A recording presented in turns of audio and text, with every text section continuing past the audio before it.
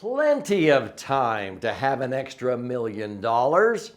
In this episode, I'm going to address the question, is 50 too late to save for retirement? The short answer is absolutely not, but it's critical what you do with the remaining 15 or 20 years you have before you retire. Put on your seatbelt.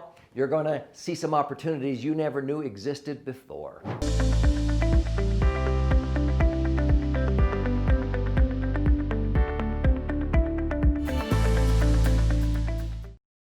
Hi, I'm Doug Andrew.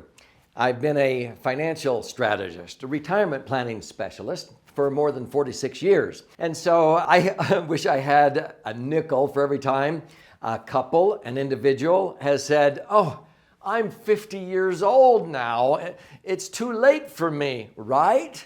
I go, "Wrong. No, I wish I could have caught you in your 30s. Or even 20s. I could have prevented maybe some of the mistakes you've made, but frankly, I like working with people like you because I get to cure a disease, not prevent it. I would rather have prevented it, but it's never too late." So a 50-year-old, heavens, when do you plan on retiring? Now, I have a confession to make. I've never liked the word retire. I'm a retirement planning specialist. Why is that? Because retire means put out of use. See, it came out in the Industrial Revolution when they had factories and they decided to retire worn out equipment. They retired equipment, brought in new. Then they decided to put out of use old worn out people. Okay? When they put people out of use, do you know the life expectancy when people were put out of use was only 7 years? And that's why Social Security that started at that time was only ever designed to have to pay out benefits an average of 7 years. That's why the system is actually broken, because now a baby boomer couple, one of you will make it to age 96. That's why the government is sort of in debt. They owe over $130 trillion in future Social Security and Medicare benefits to the people they withheld it from, because it was originally designed to only have to pay out an average of 7 years. Now people are living longer, they're running up healthcare costs, and frankly, it's a train wreck waiting to happen. But let's get back to, I don't want to be put out of use, do you? So I've helped many, many people for years redefine themselves in retirement. Do the things they love to do and not worry about their money, not outlive it. When we prepare for retirement and we only have a window of time, let's say from age 50 to age 65 or age 70, most people, even Social Security, now the optimal benefits are after age 66 or 67. And they say, "Oh, if you'll wait till you're 70, you get this much more," and what have you, because they're trying to encourage people as we live longer, life expectancy is longer now, that people put off. Why? Because when you stay in motion, adding value, that increases your life expectancy. If you retire and put yourself out of use and you become a couch potato, your health goes down, your vitality goes down, your money goes down. You stop doing what created the growth and excitement, and pretty soon people get into this survival mindset. So you have people striving early in life, and then they start to arrive at financial independence, or at least having money that they can sock away. They live on less than what they earn. And then the secret to thrivers is they repeat the process. That's what I love doing, is helping people like you thrive. All too often, when they start to approach retirement, they hunker down into this survivor mode, and then pretty soon their wealth dives and their health dives. So it's like this bell curve. You have strivers, arrivers, thrivers, survivors, and divers. See, I want you to constantly thrive. One of the keys is to stay in motion, have vitality and zest for living, and not worry about the money. Financial independence gives you freedom. And with freedom, you don't have to worry about outliving your money. So the key is not so much what you begin with that counts, it's what you do with your current assets. Most people that are 50 years old have assets that they can reposition in order to optimize those assets and end up with an extra $1 million, an extra $2 million in 20 years, an extra $1 million in 10 years. I've done this over and over and over again. Now, there are some who they lost everything. Their business had to go bankrupt or something happened. And I've actually created millionaires in less than 10 years, starting with nothing at age 50. Do you know, they would read my book that I co-authored with my two sons. It's called Millionaire by 30. And they go, well, I'm way over 30. I'm 50. I'm going, the principles are the same. This book is written to an audience that starts with nothing from scratch, and in 10 years allows you to have an extra $1 million that can generate $100,000 a year of tax-free income for as long as you live. So no, 50 is not too late. It all depends on when do you want to retire. Age 60, age 65, 70. If you keep in motion and you don't need the retirement dollars because you're earning money by redefining yourself, you have 20 years that you could accumulate an extra couple of $1 million. That's plenty of time.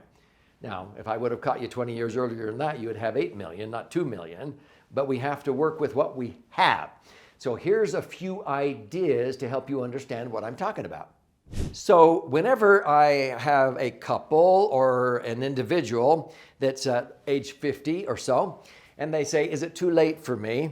What I do is I sit down and do an analysis of their assets and which assets they have, maybe real estate, maybe the equity in real estate, maybe rental properties, money in IRAs and 401ks that's underperforming, it's yet to be taxed, and it's going to be taxed like crazy when they take it out. And I look at those assets. Maybe they have money in a bank or a credit union. Maybe they have an impending inheritance. Maybe they will sell their business. I look at all possibilities of assets that are being underutilized.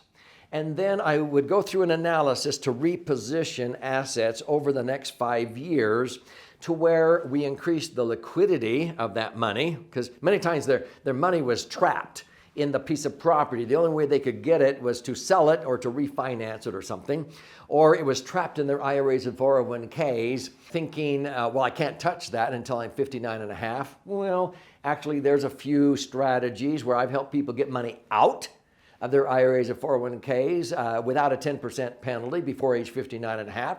Maybe we wait till 59 and a half. But we do strategic rollouts, getting the money out of those IRAs and 401ks in the market, get rid of the volatility, and convert it to tax-free.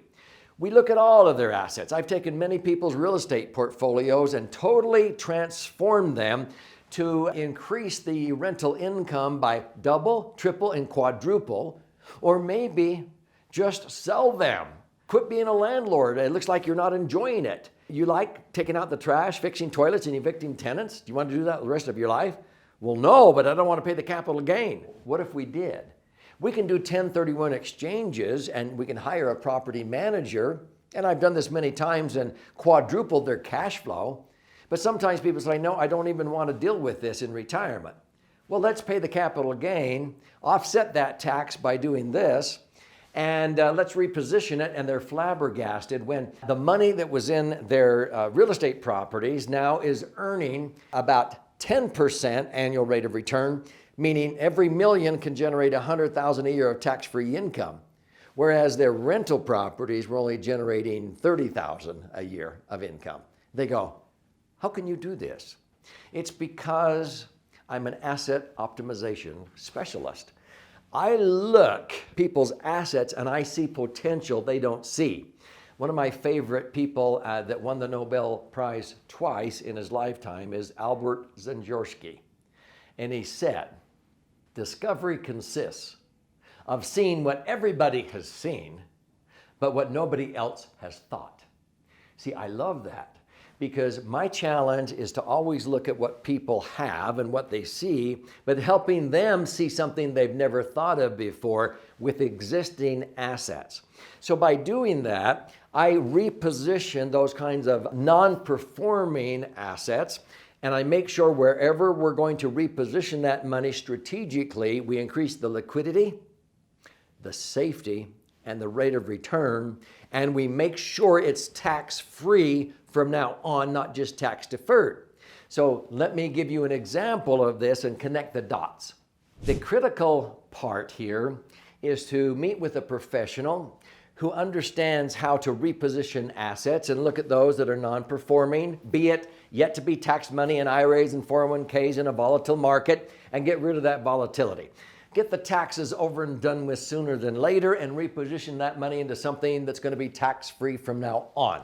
Look at money sitting in a bank or credit union earning a measly 1%, and move that up to where your bank is putting that money. Most banks will put 30 to 40% of their tier 1 assets into AAA rated insurance companies.